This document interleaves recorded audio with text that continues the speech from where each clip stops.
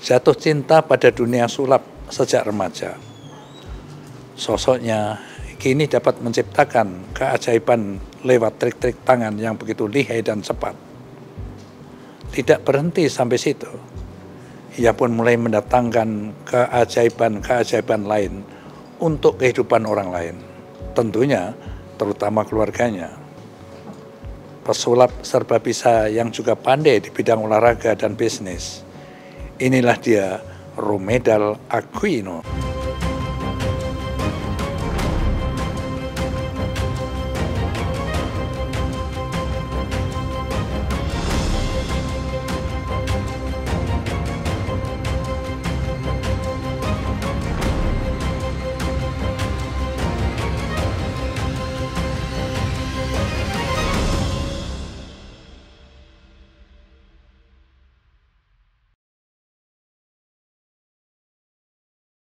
Assalamualaikum warahmatullahi wabarakatuh. Sahabat Bang Yos, dimanapun Anda berada, jumpa lagi kita di acara Benang Merah Bang Yos.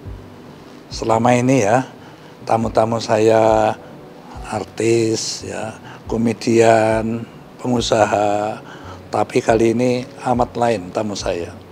Dia adalah seorang pesulap. Aja cerita apa dari sosok pesulap yang satu ini? Langsung saja yuk kita ngobrol dengan Romedal Aquino.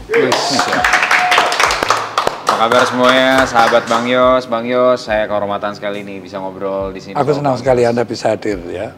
Wah, saya lebih senang lagi. Ngomong-ngomong, Anda punya hubungan famili dengan Presiden Filipina nggak sih? Saya dapat nama, ini kan nama panggung ya, Bang Yos? Oh, nama panggung. Kalau nama asli kan Ronald.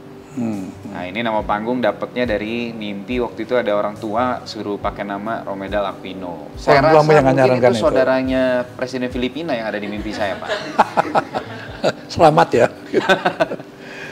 Jadi pesulap Anda gitu ya? Iya. Aku belum pernah lihat. Boleh nggak sih lo kasih sulap demonstrasi beberapa deh trik gitu? Boleh. Saya ajak satu orang boleh kali Bang Yos. Boleh, boleh. Dua orang juga boleh. Misalnya boleh yang bantuin saya, cewek, jangan cowok tapi ya. Iya boleh. Ayo. Kak Barbie. Ayo sini. Oh iya, oke. Barbie. Oke. Di mana aja boleh Barbie? Barbie. Oke. Kamera kelihatan ya? Maaf ya, saya setrap bentar ya. Oke. Barbie, di sini saya punya kertas nih. Saya udah siapin karena saya selalu pasti sulap dong gitu ya. Jadi saya udah siapin kertas dan saya udah ada tulisannya di sini. Nah, di sini nanti saya boleh izin titip ke Bang Yos dulu ya. Saya izin Bang Yos boleh pegang tapi jangan dibuka dulu. Oh iya iya. Jangan dibuka dulu. Kita akan main tanya jawab cepat. Oke? Tahu lemot dong. Iya. Enggak, saya tutupin nanti lemotnya. Okay. Lebih suka ganjil atau genap? Ganjil. Ganjil, oke. Ganjil ada 1, 3, 5, 7, 9. Lebih pilih salah satu, pilih. 7, oke. Kalau warna itu kan ada, ini kita ngomongin kartu ceritanya. Kalau warna itu kan ada merah, ada hitam ya. Lebih pilih mana? Merah. Merah. Merah ada hati, ada wajik. Lebih pilih mana? Wajib. Wajik, nggak mau hati. Enggak. Nggak mau hati, berarti hatinya buat saya. Boleh? Oke. Maksudnya? Nggak mau dong. Jangan. Jangan, berarti hatinya jangan buat saya. Berarti hati. Kenapa nggak boleh wajib? Oh, nggak bebas. Kalau berarti mau wajik, hatinya buat saya. Oh iya dah. Wajib. Wajik, berarti hatinya buat saya. Jadi kita pilih salah satu. Saya nggak pernah suruh kamu pilih ganjil. Saya nggak pernah suruh kamu pilih 7, betul? Dan saya nggak pernah minta kamu pilih merah, betul? Karena memang di sini yang sudah saya tulis di sini, yang dipegang Bang Yos, spidolnya juga warna hitam bukan merah. Boleh saya buka ya? Tadi hatinya buat saya kan? Oke. Hatinya buat saya. Tapi 7-nya tetap punya Barbie. Waduh. 7 hati kita nggak pernah ketemu sebelumnya, betul? Ini kenang-kenangan. Iya, yang nggak bakal kamu pajang, ntar kamu buangnya di tong sampah nggak apa-apa. Dikasih figura dong, untuk kenang-kenangan. Oke. Oke. Iya, terima kasih Barbie. Itu triknya seperti itu ya. Iya. Iya. Nah, Romedal ya, sebelum kita ngobrol lebih jauh ya. Memang acara Benang Merah Bang Yos itu kan ingin menggali kesuksesan orang. Ya. Iya, Pak. Di antara satunya adalah Rumeda lah tentunya ya. Masih jauh saya dari sukses. Iya, tetapi oke lah, sukses ini kan bisa langsung berlanjut lagi nanti ya. Jadi kita ingin tahu ya, masa kecilmu itu seperti apa, Ya. keluargamu dan kamu didik seperti apa gitu. Ya.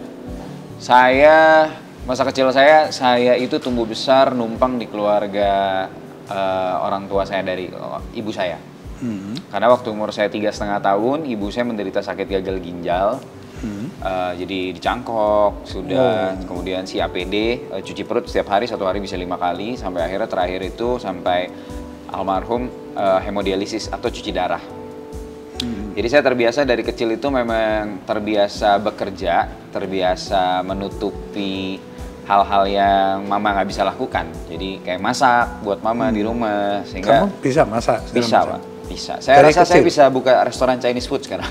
Oh iya. Karena mama dulu suka duduk di kursi roda sambil tuang minyaknya segini, masukin bawang putihnya, masukin telurnya, kayak gitu. Jadi Lama-lama akhirnya kamu bisa masak. sendiri lah. Betul. Karena ayah kan dulu kan juga kerja, tapi waktu saya sekitar SMP kelas 3, ayah sama ibu saya pisah. Dalam artian pisahnya, ayah saya pergi meninggalkan saya dan ibu saya. Menikah lagi dan punya anak. Iya. Dan di situ Itu waktu kamu umur berapa? Ditinggal SMP 3 itu saya sekitar umur 15 saya rasa. Pada saat itu kita pindah numpang di rumah nenek saya. Dan di keluarga kita itu bisa dibilang apa ya, kamu, saya. Berapa keluarga sih kamu sendiri itu? Saya anak tunggal. Oh anak tunggal, oke. Saya anak tunggal. Jadi saya take care mama saya dan pergi berobat ke luar negeri dan lain sebagainya. Jadi saya waktu sekolah itu SMP 3, SMA itu saya pulang sekolah itu bungkus arang kayu, arang batok untuk dijual ke modern market waktu itu di modern trade. Jadi beberapa usaha yang dijalanin sama tante saya dikasih ke saya, suruh jalanin supaya bisa biayain cuci darahnya mama. Dan mama bertahan waktu itu di penyakitnya selama kurang lebih 16 tahun sampai satu hari. Itu cuci darah terus selama 16 tahun? Ya, gagal ginjal, kemudian dia cangkok 3,5 tahun, kemudian cangkokannya gagal karena dari ginjal pria. Iya. Kemudian cuci perut sekitar 2 tahun 8 bulan saya ingat, habis itu sampai sisa hidupnya cuci darah. Nah, selama proses cuci darah itu di zaman dulu aja pas sekali cuci darah itu 900 sampai 1,2 juta. Iya, mahal itu. Mahal, dan di zaman itu uang segitu besar. Jadi saya terbiasa dari kecil harus survive. Cari duit sendiri. Harus Caranya cari uang. gimana kamu? Nah, itu beberapa usaha yang tante saya percayakan ke saya jalanin. Dan itu saya kembalikan ke tante saya pada saat mama saya almarhum. Karena saya tahu bahwa itu niatannya adalah supaya bisa cuci darah mama. Dan waktu mama almarhum itu umur saya 18 tahun.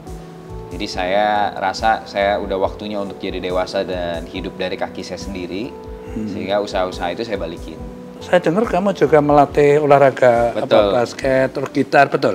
Betul. Jadi saya itu bisa dibilang, saya tuh orang yang gini, Bang Yos. Saya kalau satu hari tidur 8 jam, sepertiga hidup saya udah saya pakai buat tidur. Jadi saya nggak pengen sisa 16 jamnya nggak produktif. Jadi saya kurang-kurangin jam tidur saya suka belajar gitar dulu, kemudian basket juga tetap saya sempetin untuk ekskul. Dulu saya suka sekali basket. Jadi saya masih SMA, tapi saya ngelatih basket SMP sekolah lain. Karena saya butuh uang. Waktu saya ngajar les gitar juga sama gitu. Saya ngajar les gitar teman saya sendiri, adeknya atau siapanya. Terus kalau misalnya ditanya hal-hal yang saya nggak bisa, maka saya akan jawab, belum waktunya kamu belajar ini. Nanti kalau udah waktunya, baru saya ajarin kamu yang ini. Sekarang kamu belajar ini dulu. Habis itu saya di sekolah, saya tanya guru les saya, Pak. Guru sekolah. Guru musik saya namanya Pak Ikna, diatonis mayor apaan? Ajarin saya. Murid saya nanya, saya nggak tahu. Habis itu baru saya ketemu murid saya lagi, kemarin kamu nanya apa? Sekarang waktunya kamu belajar. Dan luar biasa. Tapi ya kita lakukan itu karena ya gimana, saya memang butuh uang. Butuh uang. Butuh uang, jadi banyak hal yang saya belajar dagang dari kecil akhirnya. Belajar banyak hal dari kecil dan ya terima kasih Tuhan semuanya ada hikmahnya. Kalau saya nggak ngelewatin masa kecil yang seperti itu, mindset saya, karakteristik saya mungkin juga akan beda. Nah, kapan kamu itu jatuh cinta sama dunia sulap itu kapan? Saya kenal sulap itu sekitar saya umur 18 tahun. 18 tahun. 18 tahun, terus saya belajar sekitar beberapa bulan. Belajar sama siapa? Dwi Montero, Pak. Saya belajar sama dia dan dia untungnya baik, nggak minta uang sama sekali, dia ngajarin saya.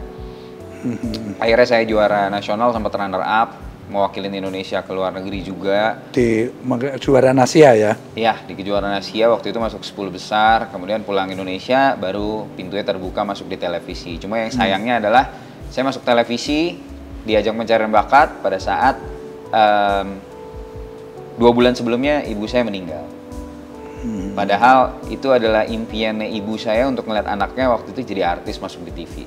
Tapi paling tidak, ya saya yakin dia di atas sana ngelihat dan tetap bahagia. Insya Allah. Ya. Nah terus setelah dunia sulap, kamu usaha lagi bisnis di rokok Saya elektrik, setelah ya? dunia sulap itu sebenarnya nyebrang ke MLM, Pak. MLM, Apa itu? multi level marketing. Oh iya. Dan di sana saya merasa saya seperti sekolah bisnis di kehidupan nyata. Akhirnya waktu saya berhenti dari MLM, saya punya banyak ilmu, knowledge, kegagalan-kegagalan saya di dalam MLM itu yang membuat saya tumbuh, mengerti gimana caranya develop bisnis, develop manusia, dan lain sebagainya, punya leadership. Dan akhirnya saya mulai usaha saya baru berjalan, berkembang, dan terima kasih Tuhan ya by the time terus bertumbuh sampai sekarang. Terus ke tadi yang rokok elektrik itu apa? Bisa usaha apa itu? Ya, jadi 2013 itu saya bangun komunitas pertamanya. Kemudian saya mulai main event-event untuk dunia rokok elektrik. Sampai akhirnya 2016 saya buka toko kecil pertama saya. Ruangannya cuma 4x5 numpang. Ya kemudian berkembang 2018 mulai jadi company, mulai punya produk sendiri dan lain sebagainya.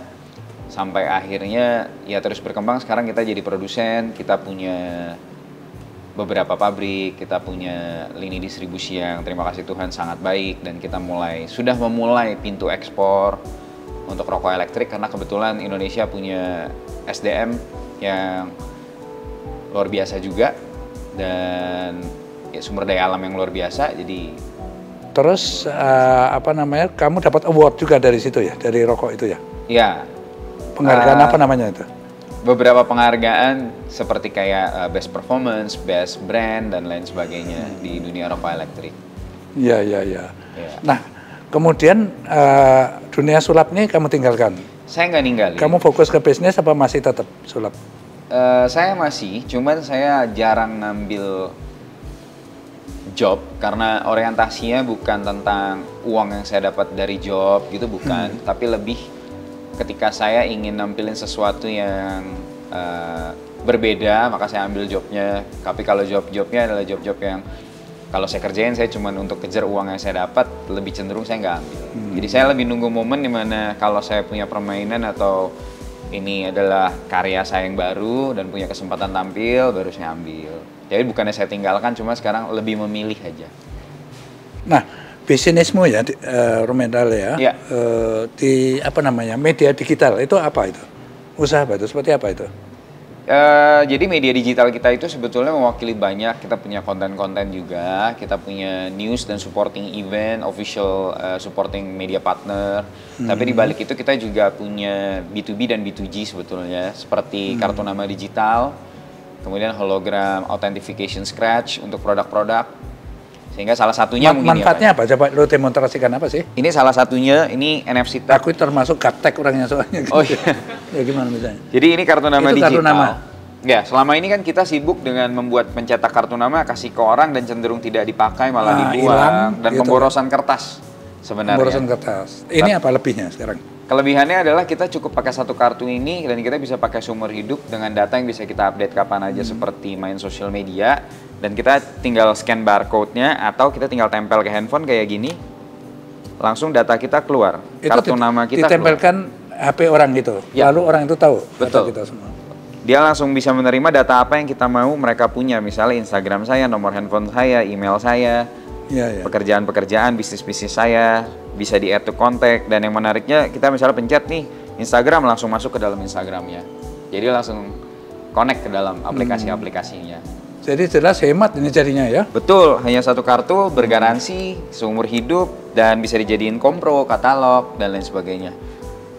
Jadi mendigitalisasi bisnis lebih ke arah sana. Jadi para sahabat ya, menggali kehidupan Romedal ini sangat unik ya. Kamu ini pesulap, pembisnis yang sukses. Kamu juga penggemar olahraga ya. Dan Iya, saya amat yakin lihat postur tubuhmu itu, waduh, maco itu kan. Ya, basket bisa lu kan, pinter ya basket ya. Basket ya lumayan. Tapi yang menarik, kamu suka MMA juga. Betul, itu olahraga favorit saya. Gua juga sama. Wah, mantap sekali Bang Yos. Cuman suka nonton gitu loh, bukan melakukannya gitu kan. Lu pernah naik ring nggak? Pernah, saya pernah Nah, ini yang hebat nih. amatir beberapa kali ya menang di boxing. Yang saya belum punya medali Brazilian Jiu-Jitsu, Pak. Sampai hari ini saya masih tanding tapi belum pernah dapat medali. Terakhir juara 4. Nggak ada medalinya. Itu untuk hobi aja lah itu kan gitu Untuk kan. hobi. Untuk hobi. Dan Mengembangkan MMA di Indonesia ini juga saya rasa perlu kita lah ya. perlu banget, Pak. Karena itu sekarang menjadi tontonan favorit menurut saya. Ya, ya. Disitulah semua ilmu bela diri itu diaplikasikan Ngeblend jadi satu. dari satu. Iya. Dan memang mengerikan sebenarnya ya. Ya. Bagi orang yang apa namanya? Karena ini olahraga orang jantan betul-betul ya. Menurut Betul, kamu gimana? Betul. Ya, ini olahraga yang benar-benar jantan, enak ditonton, sangat enak dinikmati, dan sebenarnya resiko cederanya tidak terlalu besar ketimbang olahraga-olahraga fight yang lain. Karena di sini ada grappling submission yang bisa membuat orang menang dengan bahkan tanpa harus terima banyak damage pukulan gitu. Ya. Memang. Luar biasa ini. Dan saya rasa di Indonesia makin berkembang olahraga ini. Ini sangat berkembang, bahkan kita sekarang punya satu atlet dari label Indonesia yang sudah mau masuk ke UFC dari One Pride. Ke tingkat internasional. Internasionalnya Ya, bahkan ke brand terbesar dunia, Pak, UFC. Itu mudah-mudahan JK Saragi. kita harus support ya. Harus. Semoga JK bisa jadi fighter pertama Indonesia yang dapat kontrak UFC. Dan kamu penggemar siapa coba? Saya kalau di dunia combat sport, saya penggemar berat Conor McGregor, Pak. Siapa? Conor McGregor. Oh, Itu dari Irlandia. Sama, Pak? sama bro. Sama, Pak? Wah. Sama kita. Saya respect sekali dan suka sekali juga sama Khabib, meskipun mereka Ya, Khabib. sangat, ya kayak Ronaldo, Messi lah ya. Cuman Conor itu punya banyak sisi yang mengubah industrinya. Jadi dia sangat menarik. Khabib juga sangat menarik sudah. Jadi dia nggak terkalahkan masalahnya. Nggak terkalahkan, the GOAT, Luar greatest of biasa all dia. time.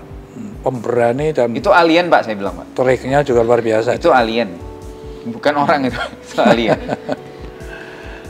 Pensiun tanpa terkalahkan, luar Ya, biasa. dengan respect, dengan tribut pertandingan terakhirnya untuk almarhum ayahnya. Itu Khabib keren sekali memang. Romedal, kita bicara soal keluarga sekarang ya. Iya, Pak. Yuk udah menikah ya. Sudah. Lalu saya baca dari info ya. Katakan dari info yang ada itu sampai 9 tahun kamu nunggu baru punya baby. Betul. Kan gitu. Nah, seperti apa bahagianya kamu dapat baby dan sebenarnya apa sih arti keluarga bagi Romedal? Saya nunggu 9 tahun nunggu 9 tahun dan akhirnya diberikan Tuhan. Terima kasih sekali. Itu lewat IVF, Pak, bayi tabung. Tapi kita ngalamin beberapa kali keguguran dan lika-liku pada saat kita mau program juga masuk fase pandemi dan lain sebagainya. Kalau tarik ulur ke belakang, ada momen kita pengen program juga belum punya uangnya dan lain sebagainya. Ya pada saat ini jadi diberikan Tuhan, ya menjadi sebuah anugerah terindah yang pernah saya terima di kehidupan saya sih, saya rasa. Sudah berapa umurnya babymu nih? Baru 3,5 bulan, Pak. 3,5 bulan. 3,5 bulan. Jadi Luar masih biasa. papa sibuk begadang. Jadi triknya apa? Coba kamu ulangi untuk jadi referensi pasangan muda yang lain yang belum punya baby juga. Dinikmatin, belajar Sabar, memaafkan kesalahan-kesalahan diri sendiri, belajar menerima setiap keadaan. Tapi yang terpenting adalah kita harus tahu apa yang kita mau dan kita percaya. Saya selalu bilang sama istri saya tuh ketika dia pesimis, saya selalu bilang enggak. Dalam hati saya, hati kecil saya tahu Tuhan akan kasih. Kamu Ini cuma yakinkan masalah terus waktu. istrimu? Saya yakinkan terus. Ini cuma masalah waktu, yang penting kita usaha terus. Ya, teknologi juga sekarang bagus dan saya jadi banyak mengerti tentang hal begituan. Akhirnya karena ngobrol sama banyak dokter, tapi ya dengan kita tahu, kita semakin tahu juga diri kita, diri istri kita, dan akhirnya bisa ketemu. Jadi Sukses juga. ya akhirnya jadi juga, tapi itu semua pemberian Tuhan. Saya terima kasih sekali itu. Memang unik kehidupan dia. Tepuk tangan.